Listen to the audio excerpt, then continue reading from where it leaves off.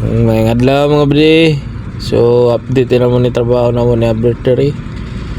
Tung kuan inyada sa cooler ba nga tubong may tagas. Mao na mong gina tiwas na lang ron. Kaduwa katulo na po nga video ni. Taas nga video na buhatan ni kay dili mo ni sa ensayon nga mahumaradayon. So shout out sa mga subaybay sa mga video. Daghang salamat sa inyo ha.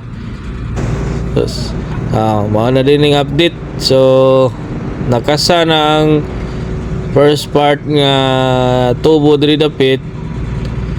So nana na siya ilbo isa niya sa patulong sa cooler na po ilbo isa.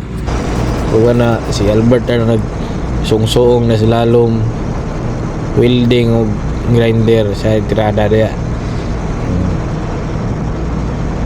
Di na basta-basta ng trabaho ni kapiot ng lugar na maliit yung space dyan tapos napaka ano pa. So dito na intusan ako ni Albert na magputol ng tubo para sa ano sa backwash line nga na ano linyada. So dugtong pa rin yan doon, nakatayo ayan doon, nagbarog na siya dito mga badi na cutting na tong mga badi para matao na dito. Hawa na to si Albert yung mga veterans move dyan, mga welding ba na para guna na may mga tirada da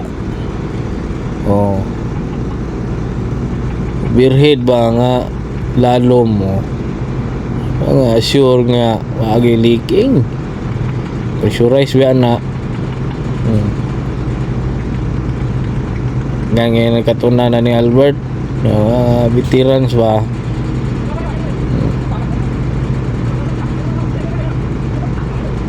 nga di ni basta-basta ka trabaho ni ano ko ni ang daydak naman ni nga trabaho ni nya shift staff ra yung tirada man gana di pa na po kang inchi ka ni kay simpre nagko matipid